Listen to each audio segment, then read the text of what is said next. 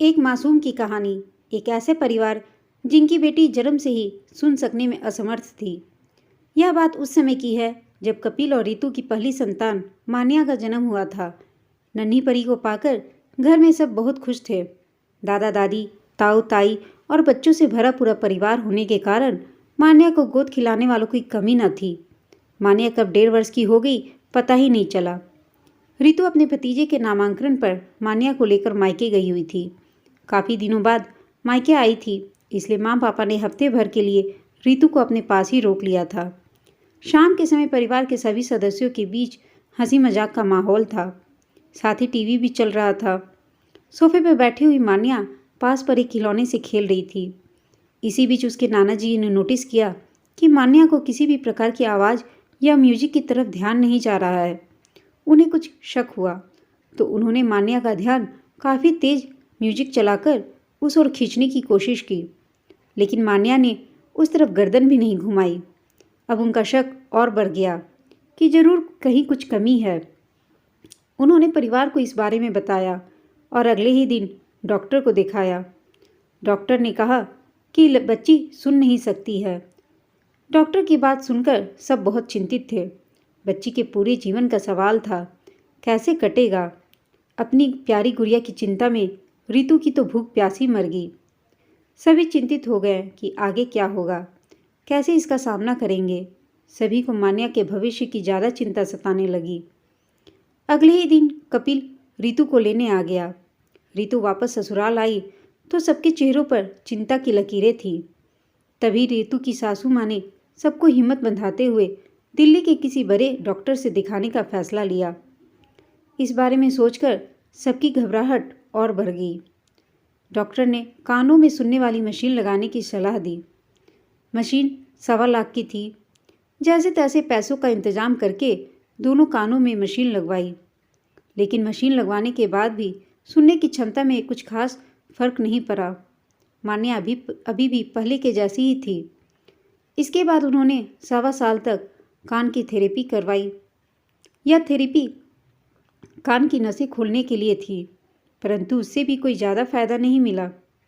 फिर उन्होंने काफ़ी अच्छा डॉक्टर को दिखाया, जो जहाँ बताता एक उम्मीद लेकर वे इलाज के लिए जाते, लेकिन स्थिति ज्यों की त्यों बनी रही। समय बीत रहा था, मान्या बड़ी हो रही थी। परिवार ने अपनी कुल देवी के दर्शन करने का प्रोग्राम बनाया। कपिल माँ, पत्नी और बेटी को लेकर स्टेशन के लिए निकल पड़ा। जैसे ही ट्रेन रवाना हुई तभी एक आदमी रितु के हाथ से पर्स छीनकर चलती हुई ट्रेन से कूदकर भाग गया। ट्रेन स्पीड पकड़ चुकी थी, इसलिए उनके पास सिवाय चिल्लाने के और कोई रास्ता नहीं था। पर्स में मोबाइल, रुपये, एटीएम कार्ड, घड़ी, आधार कार्ड के अलावा मान्या के कानों की मशीन भी थी। फौरन कपिल ने बड़े भाई को फ़ोन किया। उस दिन कपिल की जेब में जो पैसे थे उनसे वे लोग कुल देवी के दर्शन करके वापस अपने घर लौट आए। दिल बहुत उदास था सबका। बड़ी मुश्किल से मान्या की मशीन खरीद पाए थे। अब दोबारा खरीदने के लिए पैसों का बंदोबस्त करना था। एक हफ्ते के बाद एक अनजान नंबर से कॉल आया।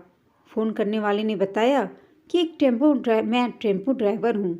मुझे रेलवे स्टेशन के नज़दीक झाड़ियों में आपका पर्स मिला। उसमें कानों की मशीन और आधार कार्ड था। मैंने दोनों चीज़ें कुरियर करवा दी है, आपको मिल जाएगी। रितु की सास कहने लगी कि बच्चे की मशीन सबसे कीमती थी हमारे लिए, वही मिल जाए, भले ही वह व्यक्ति वही चोर हो जो पर्स छीनकर भागा था। मैं नहीं जानती, लेकिन चोरों में भी इंसानियत है। यह सोच खुद को तसल्ली दे दी। अगले दिन उन्हें कुरियर मिल गया।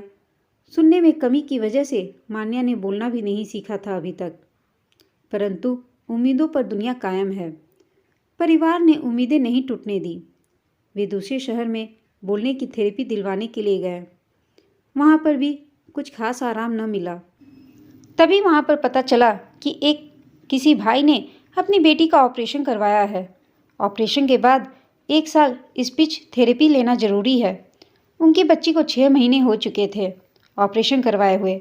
वह काफ़ी हद तक ठीक भी हो चुकी थी।